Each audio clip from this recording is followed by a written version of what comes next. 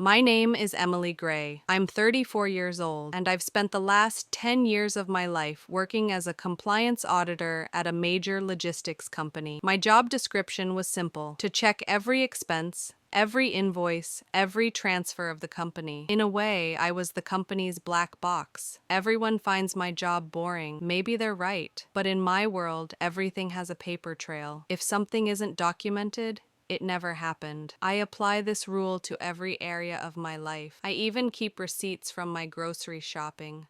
My friends make fun of this. "Emily, are you saving them again?" they say. I smile. Because this is my normal. This is how life works for me. Julian was the complete opposite. I met him 4 years ago. It was at a mutual friend's wedding. I was sitting alone in the corner while he was dancing on the dance floor and everyone was watching him. He was handsome, charismatic, and somehow that night he decided to talk to me. "Why aren't you having fun?" he said. "Can we dance?" Normally I would say no, but that night something encouraged me. I got up and danced with him, and from that moment on, Julian entered my life. A new page began in my life. Julian worked at a digital marketing agency. Initially, he was just a regular account manager, but he rose rapidly within 4 years. Now, he was the agency's creative director. Everyone loved him. Clients adored him. He gave brilliant presentations at meetings. He loved seeing the big picture. He talked about vision, strategy, the future of the market. But I would find the missing pixels in the corner of that picture. A wrongly written number in a presentation, a ratio that doesn't add up in a graph, a missing zero in a budget. I would notice these things. Julian would laugh at this. "Emily, you're too detail-oriented," he'd say. "Sometimes you need to look at the big picture." But I thought you needed to look at the details to see the big picture, because details don't lie. Everything is hidden in the details. Our relationship was good. At least I thought so. Julian was outgoing, I was introverted. He was social, I was calm. He took risks. I didn't like taking risks. I was careful. "We balance each other out," Julian would say, and I believed it. We got engaged 2 years ago, with a simple ceremony. Julian wanted something more showy, but I objected. "Engagement is a special moment," I said. "It doesn't have to be expensive." Julian accepted this, or so it seemed. Then everything slowly began to change. I had gotten used to Julian working late hours and coming home late. He even had meetings on weekends. "The agency is growing," he'd say. "Big clients are coming. I can't stay idle." I tried to be understanding. His career was important. I loved my job too. I wanted him to love his. But sometimes when I woke up in the middle of the night, I'd notice he wasn't beside me. I'd check my phone. "I'll be late, honey. Don't wait up for me." Once I asked him, "Do you really need to work this much?" "Emily, you don't understand this," he said. There was a strange tone in his voice. "You sit at your desk in the office and play with numbers. My work is creative. You have to work until inspiration comes." I felt something inside me at that moment, but I ignored it. Maybe he was really tired. Maybe his work was really hard. I probably just don't understand, I thought. Then I started hearing Maline's name. "The agency's new head designer," Julian would say. "Very talented. We're giving her big projects." He mentioned her name often. Maline in meetings, Maline in presentations, Maline at business dinners.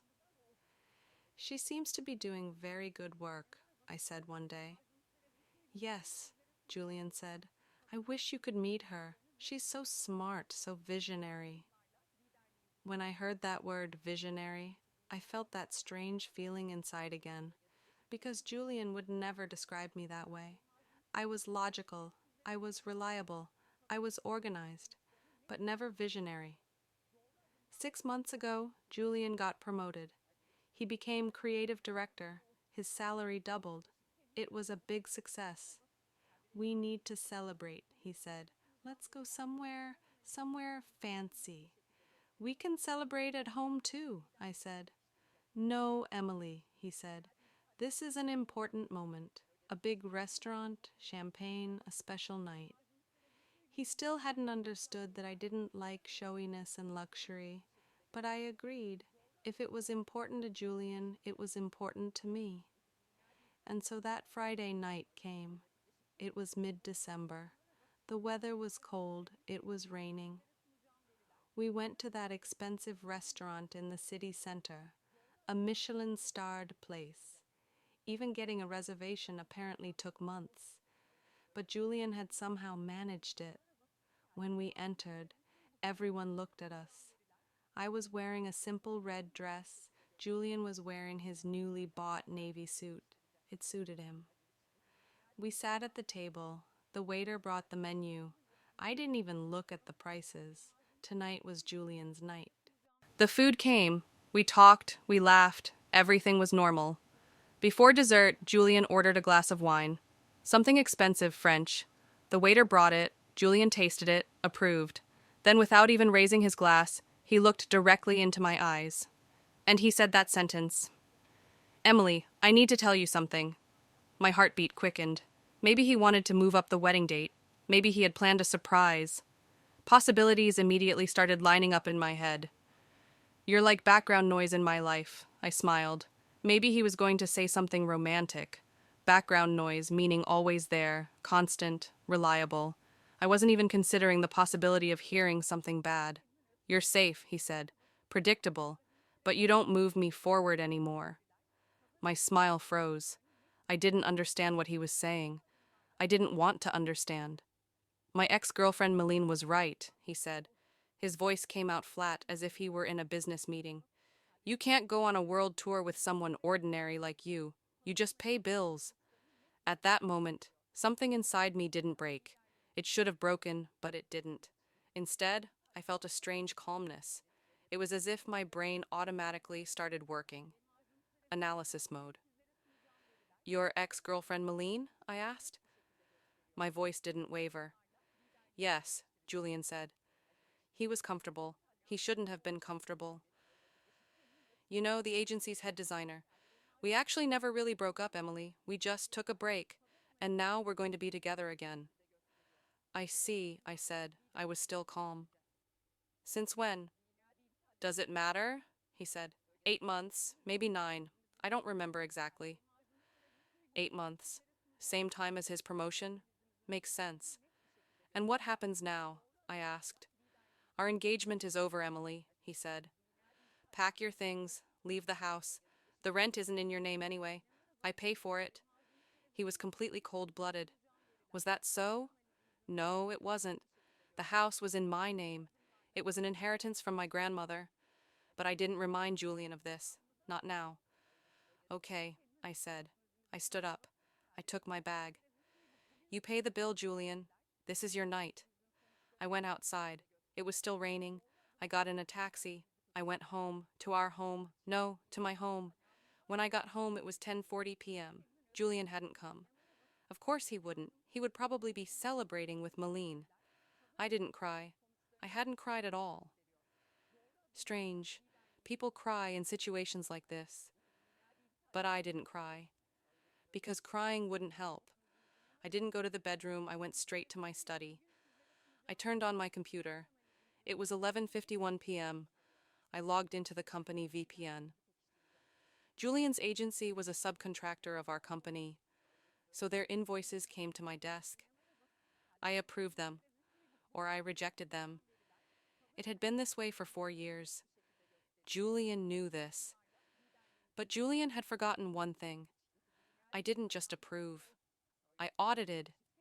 Every piece of information actually went through me. I worked until morning that night. I pulled up all of Julian's agency's expenses from the past 2 years. Every invoice, every receipt, every transfer. I put them all in chronological order. I categorized them. Then I started looking for abnormalities. It was easy to find, because Julian was careless. When people think nothing will happen to them, they become careless. Julian was the same way. The first abnormality I found was weekend expenses made consecutively in the business meals category. Saturday evening, Sunday lunch, but the client names were the same. And did those clients really exist? I checked the client list. No, they didn't. They were fake clients. So Julian was making personal expenses with the company card and masking them with fake client names. Second abnormality, hotel accommodations, recorded under business trip. But strange, because none of these hotels were business centers, romantic vacation spots, coastal towns, wine regions. I checked the dates. Julian had told me, I have a client meeting, I'm going out of town, on those dates. He had lied. He was going with Malene. The third abnormality was payments made under consulting services. Large amounts, $10,000, $15,000, sometimes $20,000. But who was the consultant? No name, no company, just a bank account number. I researched that account number. I found it. It was an offshore account. And the owner? Julian himself. Julian was billing his own company as if he were a consultant and transferring the money to his own account. So, embezzlement. Direct embezzlement. I don't know why, but instead of being surprised by what I found, I saw it as a victory. I didn't sleep at all for a week. I went to work, acted normal. Julian didn't call, didn't text, as if I never existed. It was better for me. I could work without being disturbed. In the evenings, I would come home, eat, then sit at the computer. Every day, I dug a little more. Every day, the truth came out a little more. Excel sheets. Excel sheets Julian had altered. I found the original versions. I compared the numbers. They had all been changed, small changes, adding a zero, moving the decimal point. But in total, it created big differences. Emails, company emails. Julian had deleted them. But I got the backups from the system administrator. Routine audit, I said. He didn't suspect anything. Why would he? I was just doing my job. The emails had everything. Julian's messages to Malene. Today I'm going to tell Emily I'm canceling the engagement. I talked to the lawyer about getting the house. I got the best for you with company money. And the worst, Emily is a poor soul who doesn't even have a spirit. I used her for years, but she's no longer useful to me. When I read that sentence, I stopped. I stared at that screen for hours. I used her for years. So it had been a game for years. Everything. The relationship, the engagement, the love, all lies. But I didn't cry again, because now I had a goal, and I would reach that goal. I woke up Friday morning. A week had passed. My file was complete. 127 pages. Every page was evidence. Fake invoices, altered spreadsheets, offshore accounts, emails. Everything was arranged chronologically, categorized, color-coded. I wrote a title at the top, Annual Compliance and Fraud Audit Report, Julian Kramer and Associates. A silence filled me. I was ready. I entered the office at 9 a.m. The secretary said, "Good morning, Emily." "Good morning," I said. It was a normal day. It had to seem normal. At 10 a.m., Julian's agency was going to make a big presentation. To the board of directors, they were going to present a new campaign.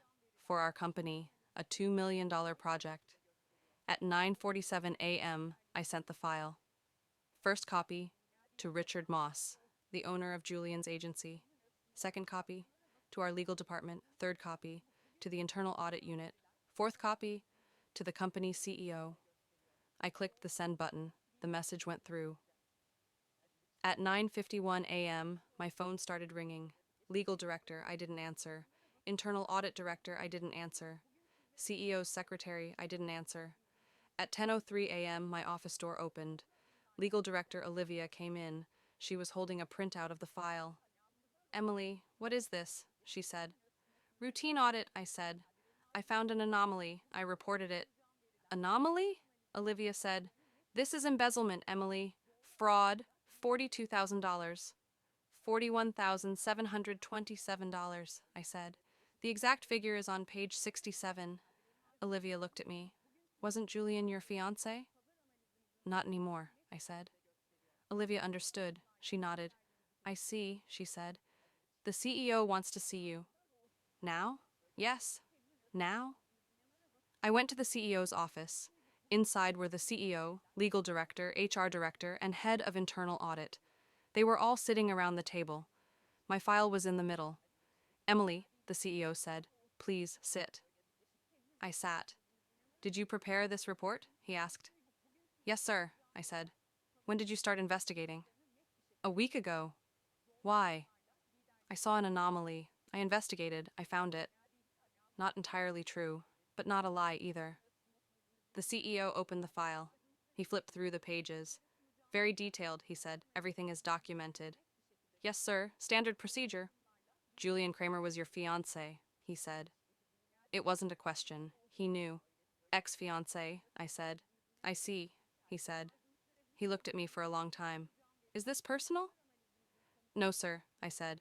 This is professional. I found embezzlement. I reported it. That's my job. There was silence. Everyone was looking at me. Then the CEO smiled. Good work, Emily, he said. Really good work. Legal. Take the necessary steps. The legal director nodded. You can go now, the CEO said. I stood up. I walked to the door. Just as I was about to leave, the CEO spoke again. Emily, Julian had a presentation today, didn't he? I turned. Yes, sir. At 11 o'clock. He won't be going to the presentation, the CEO said. Security will escort him out of the building. I understand, sir, I said. I left. This was actually news I had expected. As I walked down the corridor, my phone rang. Julian. He was calling for the first time in a week. I didn't answer. It rang again. I still didn't answer. It rang a third time. This time I answered. Emily, he was shouting. What did you do? Hello, Julian, I said. My voice was calm. Security took me out of the meeting. They're firing me. What did you do? I didn't do anything, I said. I just did my job. What job? What do you mean? Audit, I said. I audited your expenses. Fake invoices, embezzlement, offshore accounts. $41,727. I found it all, Julian.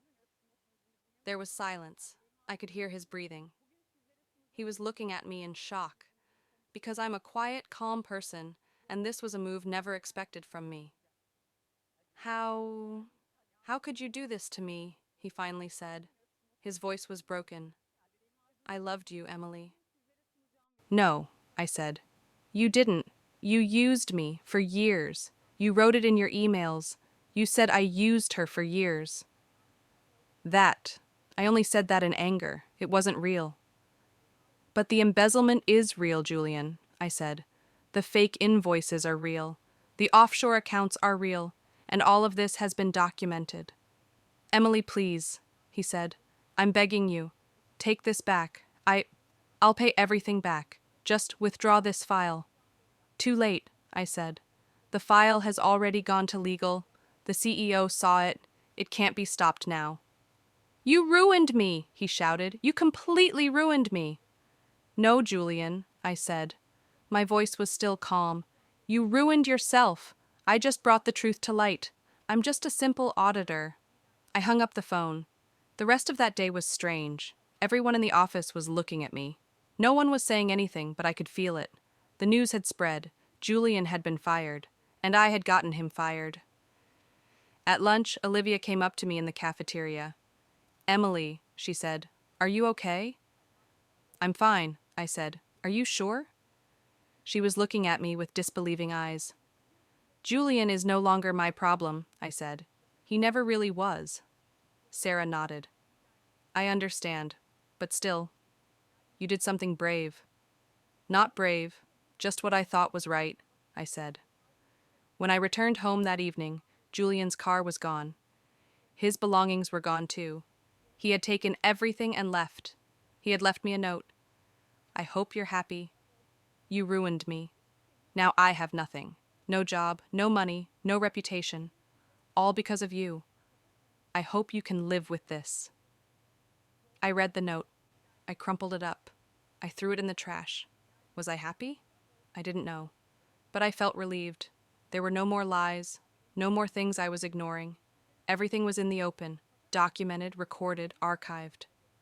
The next week, legal called me again. "We're going to file charges against Julian," Sarah said. "You'll need to be a witness."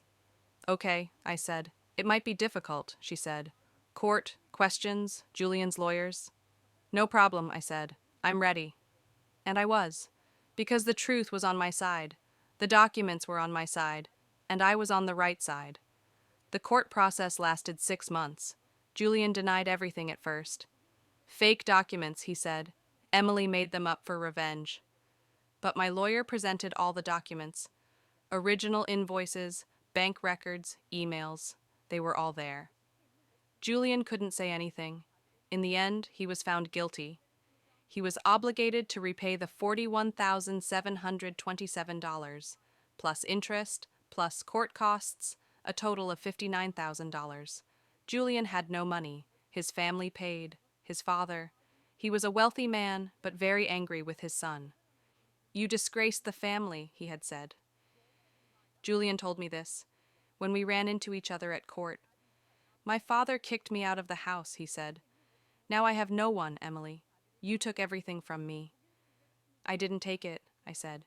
"You lost it, with your own hands." He was trying to find fault with me as if what he had done was right. I never saw Julian again after the trial. I heard he left the city, went to another city, started working at a small agency. His once established career was over. Everyone in the industry knew. He had embezzled, got caught. Malene, she had disappeared too. When Julian's money ran out, the relationship ended too. I learned that Malene was also married. Her husband found out, filed for divorce. Everything collapsed like dominoes. And me? I continued. I did my job. I lived in my house. I continued my normal life. But something changed. People started looking at me differently. At the office, I had become that woman. The woman who destroyed her fiancé. The cold woman. The emotionless woman. I didn't care. Because they didn't know the whole story. And they didn't need to. I didn't care what people thought. A year later, I got promoted. I became head auditor. My salary increased. My responsibilities increased. Now I wasn't just auditing one company, but 3 companies. I loved my job. I was learning new things every day. I was meeting new people, good people, honest people. Sarah and I became even closer. She wasn't just a work colleague anymore, but a real friend. We would go for coffee on weekends. We would talk about life, work, everything. One day she asked me, "Did you ever regret it, turning Julian in?" "No," I said. "Never." "Why?" "Because I did the right thing," I said. "Whether I have feelings or not, what's right doesn't change. Julian embezzled. I found it. I reported it. There was no other option." "But didn't you love him?" I stopped. I thought. For a long time. "I don't know," I finally said. "Maybe I loved him. Maybe I just thought I loved him, but it doesn't matter anymore, because he didn't love me. He used me. And I accepted that. But I don't condone it." Sarah nodded. "I understand," she said. "And what happens now? Will you meet someone new?" "I don't know," I said. "I've come to understand the importance of sometimes living without a plan in life.